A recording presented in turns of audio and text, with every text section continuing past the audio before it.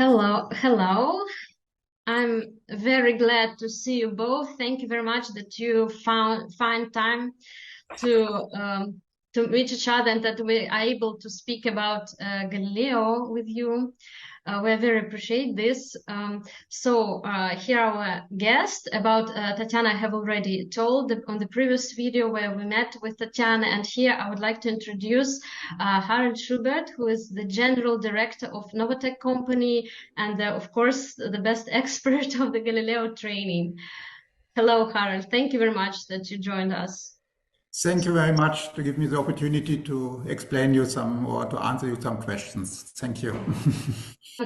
Can you please tell us about your traveling experience and where is the Galileo spread around the world right now? Yes, so basically I think meanwhile we have installation of Galileo worldwide. So especially in Europe, but also in Asian countries like Japan, like China, like Malaysia. So in many Asian countries, then of course in Russia itself, we have a lot of installation, but also in America, where it's also widely used in children, and also in Australia, where it's widely used. There are special training centers, especially for children, which are using the Galileo very intensively because they see the benefit of Galileo by adding this to the therapy. Wow, great. So many countries, really. So maybe we can start with the questions and... Yes, so I have put the question in my PowerPoint. So first of all, here again, that you see the different Galileo systems. So we have not only the standing devices, but we have also tilt tables, small tilt tables for children, especially in young age, but we have also large tilt tables for elderly people who are not able to stand, like stroke patient or a neurological patient or spinal cord people. And then we have also a dumbbell version for the upper extremity, for the hand and arms. We have a children version and also the adult version. Here you see now the adult version. And let's go to the first question. So are there any consequences if a patient is standing on the knees on the vibration platform? Could you please comment the following statement? High impact load on the knees can destroy the joints. Articular surfaces are hitting each other, then results in arthrosis. The specialist should stop using knees on the platform, even through the sports mat. In the physiotherapy, we are using such standing as standing on the both knees, all four standing on the one knees. And to answer these questions, I will explain you, this is a little bit a longer part, more in detail, these safety aspects. And the first thing I want to focus on is that in occupational medicine, and we look vibration, here you see often that the vibration has a negative aspect. But if you compare now the movement pattern and the vibration of Galileo with the vibration you get in occupational medicine, then you will see that there's no relationship to it. So if you look in occupational medicine, this is a mixture of frequency and mainly a vertical vibration. So you're standing beside a press, or you're sitting in a helicopter or a truck, and you get more and more vertical vibration. In opposite to this, with Galileo, we have a pure sinus wave, only one frequency, and we have this side alternating movement, which is not investigated in occupational medicine. And therefore, we have used this now since 20 years or more than 20 years in the medical field, and we have never seen any negative side effect. And so, why side alternating? Yes. Excuse me, I have one question in order to explain. So vertical vibration means this, right, and by Galileo means this. Side alternating means really left, right.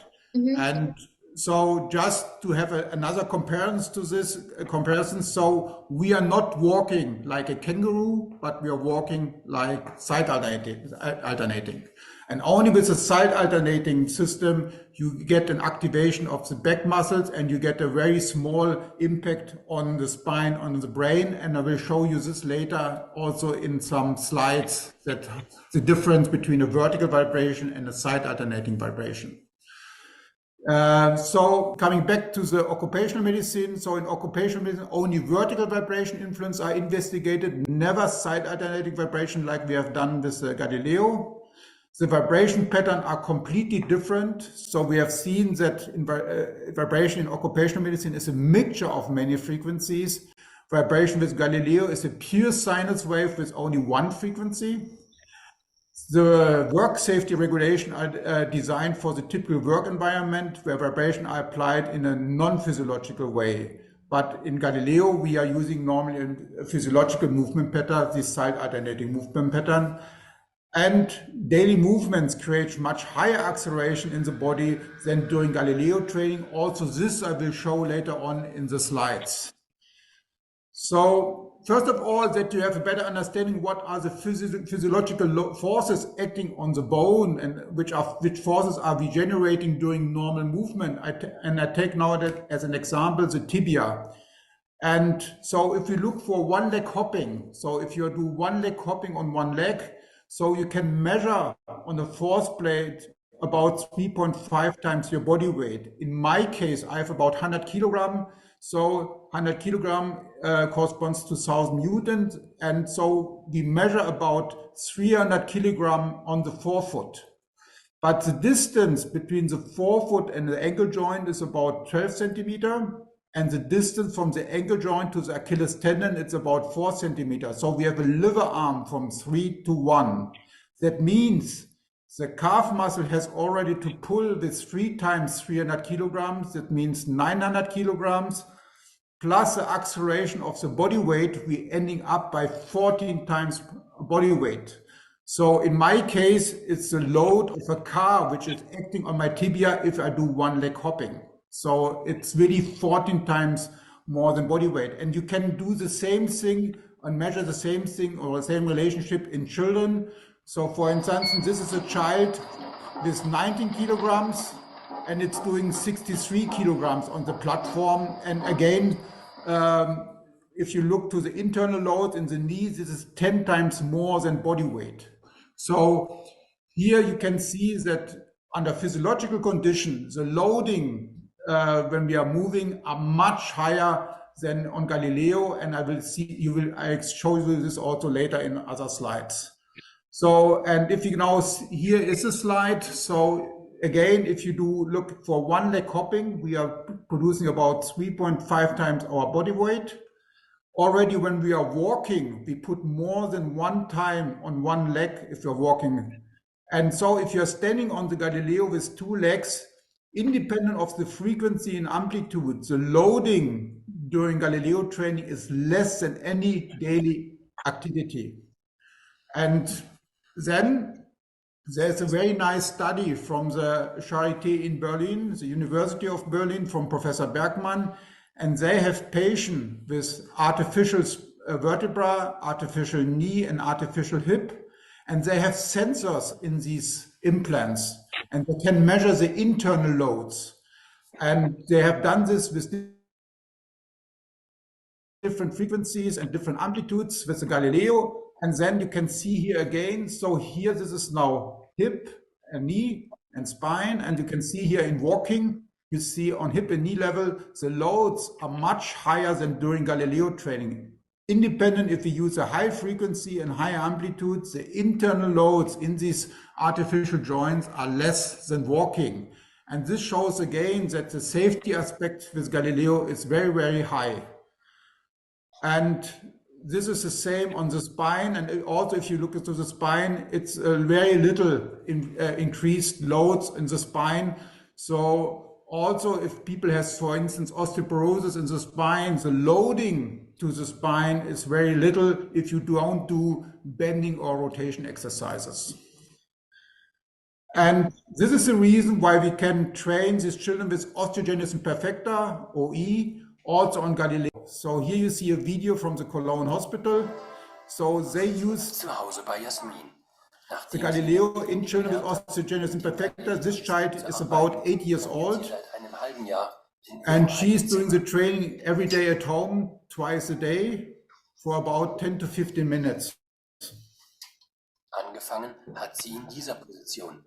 And she started in this position, and then she improved already to a higher inclination. Zweimal täglich And she is doing this training twice a day. And before, she was not able to sit or to stand, but now she was able to sit. Here you can see sitting, and she had head control. This was before not possible because there was no training method for these children. And for therapists, it's very difficult to induce strength in the system in a hypertone children without putting high loads. And now we're coming to the topic Galilean acceleration. So we went off from the forces, we come now to the accelerations. And again, so if you compare now the acceleration on knee level, on hip level and head level, then you can see daily activities like jumping, stair climbing, sit to stand, etc., creates higher acceleration than on the Galileo system. And this is again showing here that during Galileo training, you add normally maximum 130% forces. Here in normal daily movements, you get up to 600% higher forces into the body. So again, the loading during Galileo training is less than any daily activity. And then here is an experiment showing again the acceleration. And this is now an experiment where we have used springs here. These are the muscles. Then we have a body mass. And then we have a water bath to show the acceleration during Galileo training. And we are starting with a low frequency. And so the Galileo is doing the side alternating movement, like you know this. And now we look to the video, and we're starting with the low frequency, and you see still there's a movement with 5 Hertz, but already when we increase the frequency to 10 Hertz, there's very little movement here. And if we increase the frequency to 15 Hertz, there's no movement in the water bath. 20 Hertz, no movement. 30 Hertz or 25 Hertz, again, the water level is very smooth, and 30 Hertz.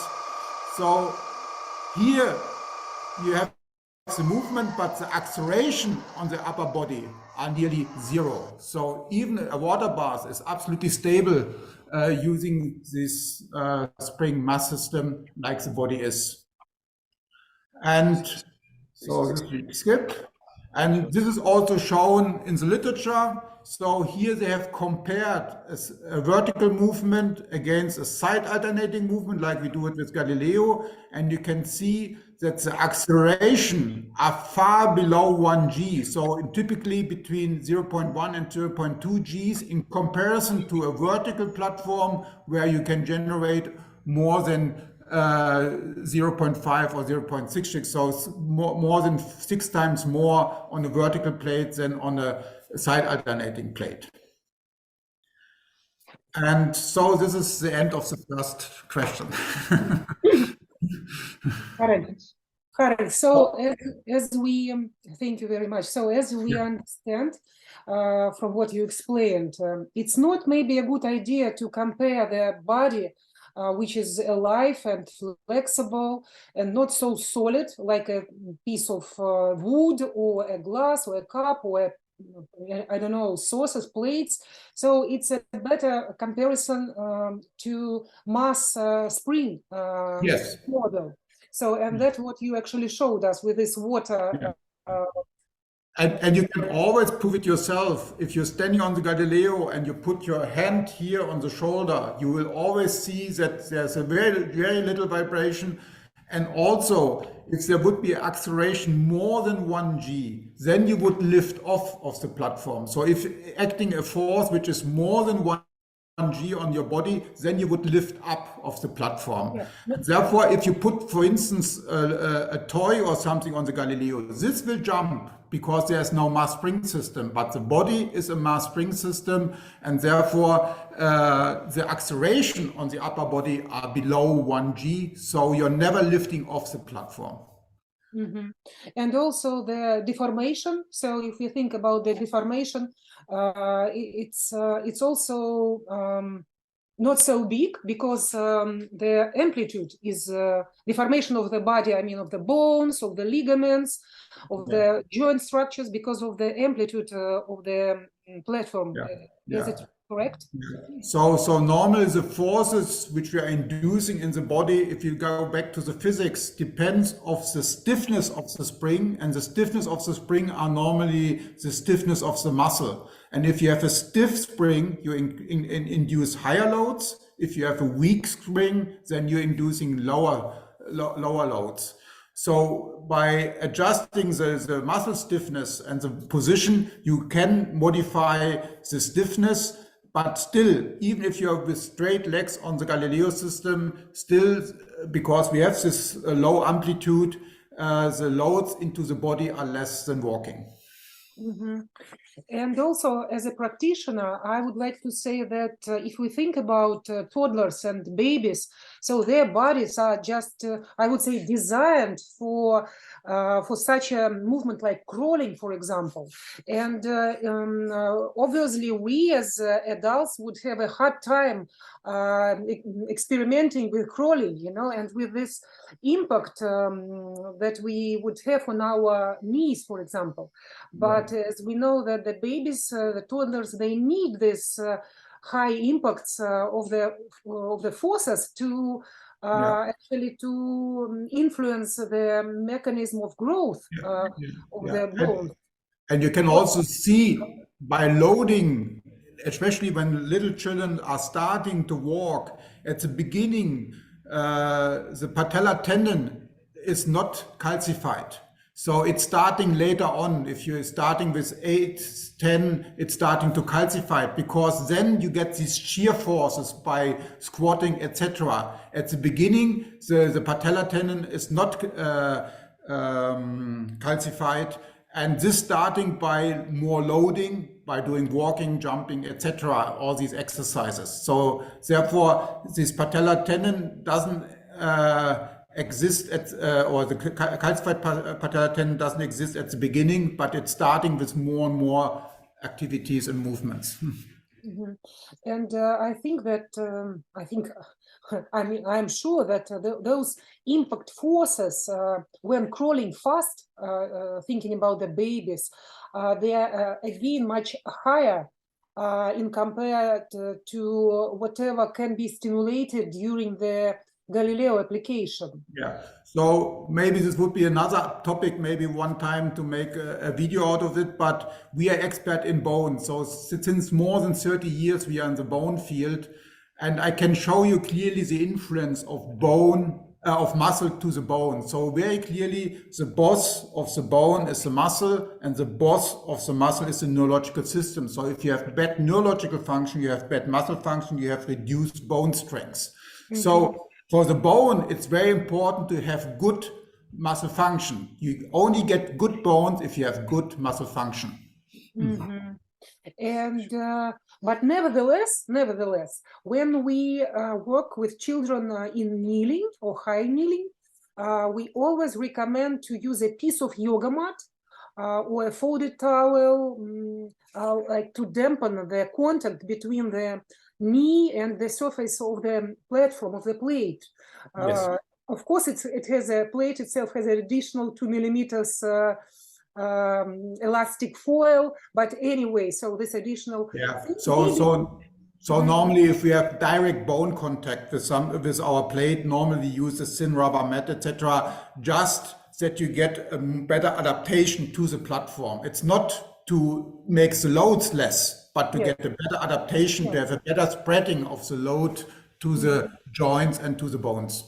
Yeah, and I recommend the parents to kind of fixate the knees, for example, or the ankles, or whatever parts, so that the contact is stable without shearing forces or something like this, like an additional safe measure, I would say.